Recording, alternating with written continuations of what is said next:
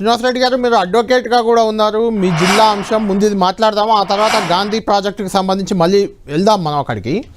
ఏంటి అసలు కోర్టు ఆదేశాలతో కూల్చేస్తున్నాం అంటున్నారు.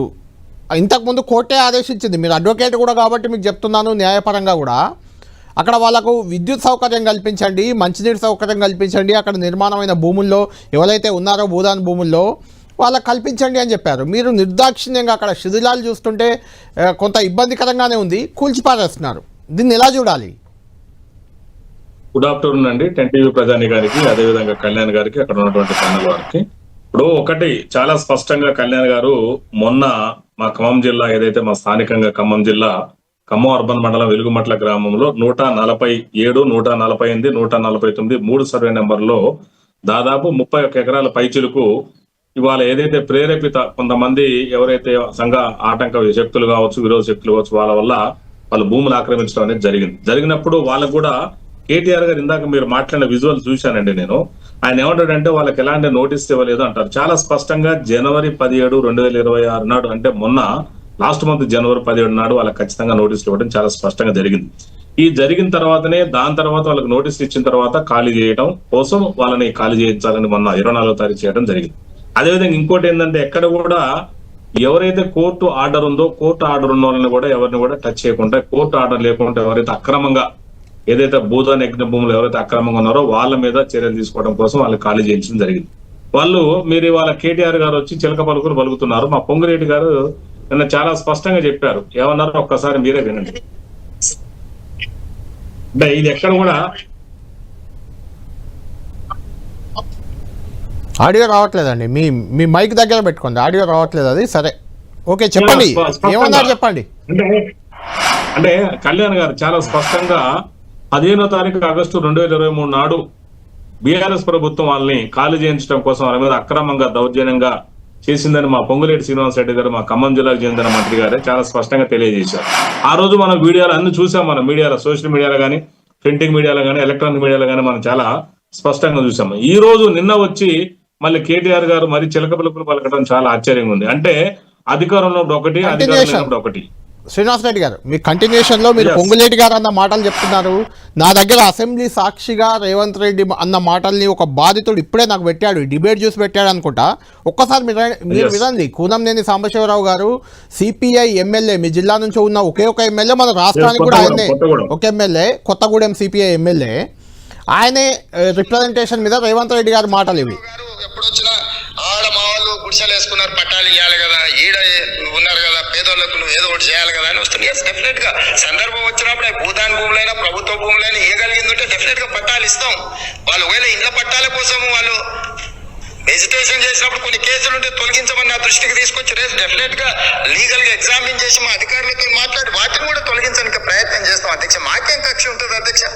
రైట్, మీరు అన్నట్టు బీఆర్ఎస్ వాళ్ళు అప్పుడే నోటిఫికేషన్ ఇచ్చినా ఇది అసెంబ్లీలో ముఖ్యమంత్రి హోదాలో రేవంత్ రెడ్డి గారు చెప్పిన మాటలు ఇవి. భూదాన్ భూముల్లో ఎవరైనా ఉంటే వాళ్ళకి పట్టాలు ఇస్తాం, అవసరం అయితే వాళ్ళ ఎస్టేషన్లో ఏమైనా కేసులు అయితే అవి కూడా తొలగిస్తామన్నారు. ఇప్పుడు మాట తప్పుతుంది. ఇదేనా ప్రజాపాలన అని నాకు ఒకటి పెట్టారు ఇప్పుడు బాధితుడు. కళ్యాణ్ గారు, అది రాంగ్. ఎందుకంటే రేవంత్ రెడ్డి గారు మాట ఇచ్చిన ప్రకారం ఏంటంటే, ఎవరైతే ఆల్రెడీ కోర్టు చేసుకున్నారో కోర్టు చేసుకున్న వాళ్ళది ఎట్టి పరిస్థితి కూడా వాళ్ళ భూములు ఎక్కడ భూముల్లో ఒక నిమిషం, భూదాన్ భూముల్లో ఎవరైనా ఆక్యుపై చేస్తే, ఆక్రమించి గుడిసెలు వేసుకుంటే కూడా వాళ్ళకి పట్టాలు ఇస్తాం, వాళ్ళపై కేసులున్నా తొలగిస్తాం. ఇది ఆయన చెప్పిన మాట అసెంబ్లీలో.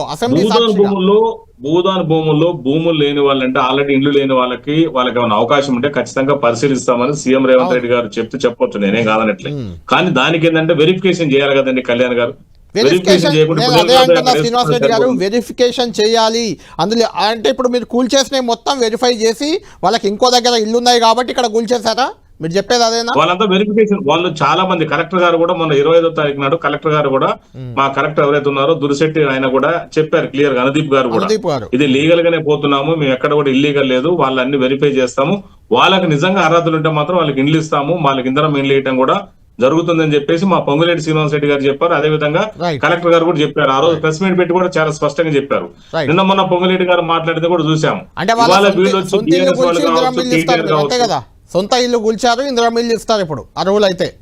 అంటే అక్కడ ఆల్రెడీ అంటే ఒకటి ఇప్పుడు అవన్నీ ప్రజల కోసం ఏదైతే ప్రజోపయోగ కార్యక్రమాల కోసము ఇప్పుడు మన కలెక్టరేట్ కావాలంటే మా ఖమ్మంలో కలెక్టరేట్ ప్లేస్ దొరకని పరిస్థితి ఏర్పడ్డదండి లాస్ట్ టైం. సో అవన్నీ ఏంటంటే చూసుకొని ఇంకా చాలా చోట్ల ఉన్నాయి కదా ఖాళీ ప్లేస్లు, అవన్నీ పెద్ద వెంచర్ లాగా ఉన్నాయి. అవన్నీ దాదాపు 60 ఎకరాలు ఉండొచ్చు. ఆ 147, 145, 149 సర్వే నెంబర్ లో 60 ఎకరాల పై చిలుకుంది. వీళ్ళు ఏంటంటే ఏకంగా 30 ఎకరాలు ఏకంగా 31 ఎకరాల పై చిలుకులు ఆక్రమించారు. వీళ్ళందరూ ఏంటంటే కొంతమంది అక్కడ మీరు చూసా, మీరు కేసులు కూడా నమోదయ్యారు. కళ్యాణ్ గారు మీ దృష్టికి అది రాకపోవచ్చు. ఏంటంటే కొంతమంది వాళ్ళ దగ్గర 40,000 నుంచి ₹1,00,000, కొంతమంది దగ్గర 2 లక్షలు 3 లక్షలు డబ్బులు తీసుకొని వాళ్ళతో అక్కడ ప్లాట్లు వేయించారు.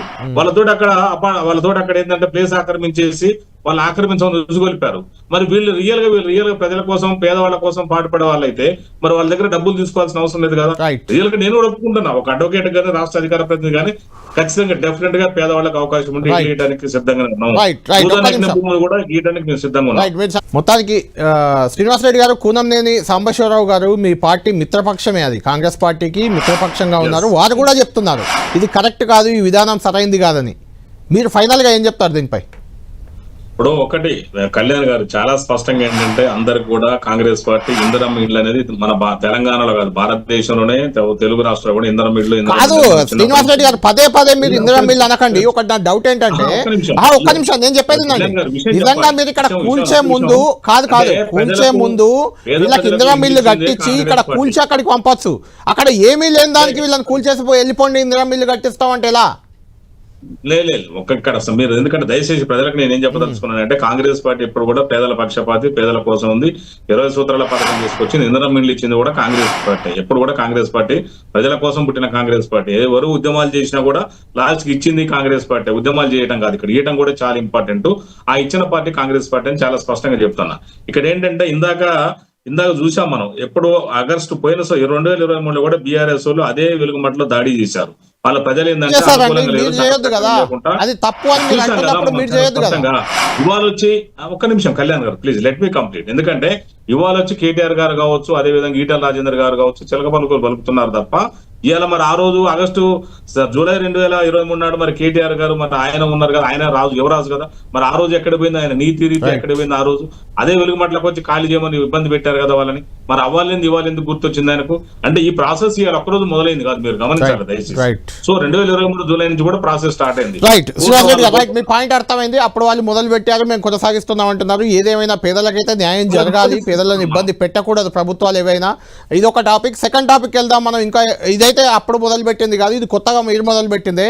మూసీ రివర్ ఫ్రంట్ గాంధీ విగ్రహం నిర్మాణం, ప్రపంచంలోనే ఎత్తైన గాంధీ విగ్రహం ఇక్కడ పెడదామని ఒక ప్రయత్నం. దానికి సంబంధించి ఇంకా ఎలాంటి డిపిఆర్ రాలేదు, ఏం రాలేదు. కానీ అక్కడ ల్యాండ్ ఎక్వేషన్లో భాగంగా ఒక పెద్ద అపార్ట్మెంట్ని బ్లాక్ ఏ బ్లాక్ బి ఆ రెండింటిని కూల్చే ప్రయత్నం జరుగుతుంది. ఒక 10 ఎకరాలు అక్వైర్ చేసేందుకు ఆల్రెడీ నోటిఫికేషన్ ఇచ్చారు. దానికి సంబంధించి మాట్లాడదాం. అక్కడ బాధితులు ఏమన్నారు ఒకసారి విందాం. రెడ్డి గారు, సరే ఇంతకుముందు ఖమ్మంలో జరిగిన వివాదం అంటే వాళ్ళు మొదలు పెట్టారు, మేము కొనసాగిస్తున్నామని చెప్తున్నారు. సరే దాన్ని సమర్థించుకున్నారు. దీనికి ఏం చెప్తారు? అక్కడ ఒక పెద్ద అపార్ట్మెంట్ మీకు తెలిసే ఉంటుంది, 300 ఫ్యామిలీస్ అక్కడ ఎప్పుడో ఏళ్ల క్రితం కట్టుకున్నారు. దాన్ని కూల్చడానికి రంగం సిద్ధం చేయడం, నోటిఫికేషన్ ఇవ్వడం, గాంధీ విగ్రహం కోసం అంటూ చెప్పడం, దీనికి ఏం చెప్తారు? దీనికి ఇది మ్యూట్ అయింది. శ్రీనివాసరెడ్డి గారు మ్యూట్ అయింది. డెఫినెట్లీ కాంగ్రెస్ పార్టీ ఎప్పుడు కూడా కూల్చివేతలకు వ్యతిరేకమే. కాకపోతే ప్రజా ప్రయోజనాల కోసం జరుగుతున్న ఇప్పుడు నేషనల్ హైవే కేసులు చేస్తున్నాను నేను. ఖమ్మం టు సూర్యాపేట అక్కడ నా ల్యాండ్ కూడా పోయింది. నేను ఇవ్వనంటే కుదరదు కదా. కొన్ని ప్రజా ప్రయోజనాలకు కానీ కొన్ని పబ్లిక్ ఇంట్రెస్ట్ చేసేటప్పుడు ఏంటంటే మనం ప్రభుత్వానికి సహకరించవలసినటువంటి బాధ్యత మన మీద ఉంది. మన కాంపెన్సేషన్ కూడా వాళ్ళు ఇస్తారు. మన కాంపెన్సేషన్ సరిపోతే కూడా మనం కోర్టు ప్రాపర్ ఛానల్ ద్వారా కూడా మనం వేసుకోవచ్చు. దాంట్లో ఏంటంటే సరే గాంధీ విగ్రహం పెట్టే ఆలోచన అయితే ప్రభుత్వానికి ఉన్నమాట యథార్థమే, అలా నో డౌట్ ఎటాల్. డిపిఆర్ తయారు చేయకపోయినా అదైతే ఉన్నమాట యథార్థమే. ఎందుకంటే భారతదేశంలోనే కాకుండా ఎత్తైనటువంటి అంటే ఒక 5,000 కోట్ల రూపాయలతో భారీ ఎత్తున చేయాలని ఆలోచన ఉంటుండొచ్చు ప్రభుత్వానికి. ఎందుకంటే సరే నేను రాష్ట్ర అధికార ప్రతినిధిగా నాకు అఫీషియల్ ఇన్ఫర్మేషన్ లేదు కాబట్టి నేను చెప్పకూడదు, కానీ ఉంటే ఉండొచ్చు. ఆ విధంగా ఒక ఆలోచన కూడా ఉంటే ఉండొచ్చు. దానికి సంబంధించినటువంటి వాళ్ళు దానిలో భాగంగా కొంతమందిని ఖాళీ చేయడానికి కూడా ముందు చెప్పేసి ఖాళీ చేయించే ప్రయత్నాలు కూడా జరుగుతున్నాయి. దాని అందరూ కూడా ప్రజలు కూడా సహకరిస్తే బాగుంటుందని కూడా నా ఉద్దేశం. ఎందుకంటే దానికి సంబంధించినటువంటి ఏదైతే అన్యాయం జరిగిందో వాళ్ళకి సంబంధించినటువంటి న్యాయం చేయడానికి కూడా ప్రభుత్వం ఎప్పుడు సిద్ధంగా ఉందని కూడా నేను చాలా స్పష్టంగా తెలియజేస్తాను.